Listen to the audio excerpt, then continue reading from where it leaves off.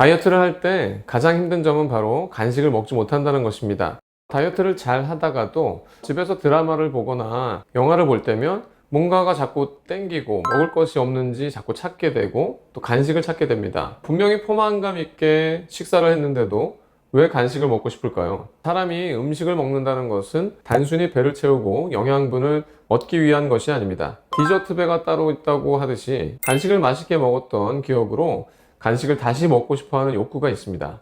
이 욕구는 간식을 먹는 행위를 성취함으로써 해결할 수 있도록 우리 몸은 자연스럽게 만들어졌습니다. 그래서 어쩔 수 없이 다이어트 중에 간식을 먹어야 하는 상황에 놓이게 될 수밖에 없는 것이죠. 간식을 먹어야 한다면 바로 어떤 것을 먹으면 좋을지 알려드리겠습니다. 간식을 먹으면 혈당이 문제가 됩니다.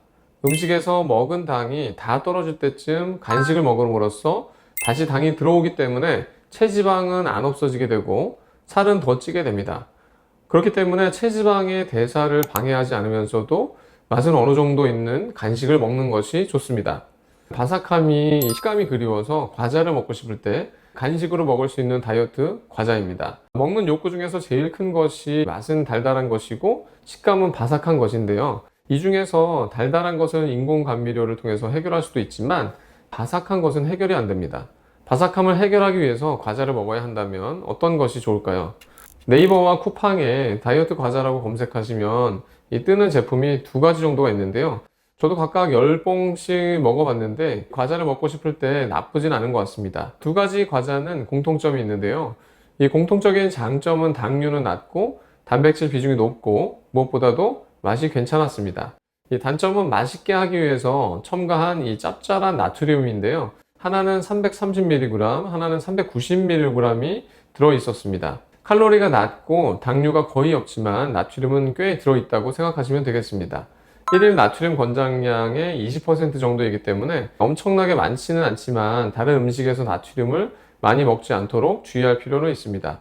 다이어트 간식으로는 두 가지 과자 모두 좋은 스트레스 해소 과자가 될 수 있습니다. 체지방 대사를 방해하지 않도록 해주는 간식은 김입니다.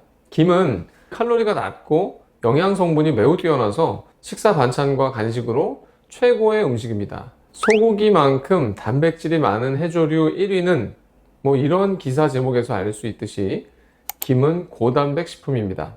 국내 한 연구진이 2022년 2월에서 7월까지 국내에서 가장 많이 소비되는 김으로 영양 성분 분석을 했는데요. 단백질이 46%로 거의 절반에 가까이 들어있었습니다.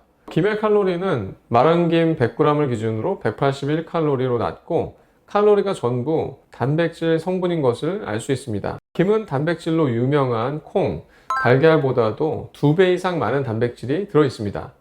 마른 김 5장을 먹으면 달걀 1개를 드시는 것과 같습니다. 44%인 식이섬유는 미끈미끈한 성분인 포피란이 주 성분입니다. 김에는 비타민과 미네랄도 10%가 포함되어 있습니다. 김의 비타민과 미네랄의 다양한 역할 중에서 한 가지만 소개해드리면 김의 비타민과 미네랄은 사람에게는 항산화, 항노화, 자외선 차단제 기능을 합니다. 김은 산화, 자외선, 탈수 등의 이 가혹한 환경으로부터 자신을 지키기 위해서 스스로 비타민과 미네랄을 만들어낸 것이기 때문입니다. 김에는 자외선 차단에 효과적인 물질이 있는데 바로 시노린과 포피라 334입니다. 사람에게 이들 물질이 효과가 있는지 실험을 해봤는데 자외선에 의한 세포 손상을 보호하고 콜라겐 합성을 증가시켜서 주름 개선 효과가 있는 것으로 나타났습니다. 그래서 자외선 차단제와 화장품 원료가 되고 있습니다. 선크림을 잘 안 바르시는 분들은 김을 먹으면 일석이조일 것 같습니다. 김을 고르실 때는 소금과 기름이 없는 제품인 것이 좋겠습니다. 마켓컬리 기준으로 잠깐 봤는데 판매량이 제일 높은 김들은 대부분 정제 소금과 들기름이 포함된 조미김인데요. 조미김도 칼로리는 높지 않지만 다이어트를 위해서는 가급적 피하시는 것이 좋겠습니다. 저는 되도록 아무것도 첨가되지 않은 것을 추천드립니다. 제가 마켓컬리에서 시켜봤던 괜찮은 김의 영양 성분은 다음과 같습니다. 그런 김도 맛이 나쁘지는 않더라고요. 이 세 번째는 방울토마토입니다. 일전 영상에서 소개해드린 방울토마토가 다이어트 간식용으로 당도 적게 올리고 효과적일 것 같습니다. 방울토마토는 당뇨 환자분들이 또 저혈당이나 배고플 때, 간식이 필요할 때 저도 추천드리는 간식 중에 하나입니다. 마지막으로 견과류입니다. 견과류 중 대표적인 것이 아몬드인데요. 아몬드는 당질은 거의 없고 식이섬유가 많고 지방이 많은 특징이 있습니다. 다이어트 환자분들에게 제가 항상 배고플 때 간단히 먹을 수 있는 것 중에서 하나가 아몬드라고 항상 교육해 드리는데, 아몬드는 운동하기 전후나 이런 때도 잘근잘근 씹어서 가루로 만들어서 드시라고 교육해 드리고 있습니다. 아몬드의 포화지방은 양날의 검인데요, 칼로리가 높아서 많이 먹으면 좋지는 않지만 적정량을 먹으면 오히려 좋습니다. 아몬드의 지방은 체지방 대사를 활성화시켜서 체지방을 끌고 나오는 역할을 합니다.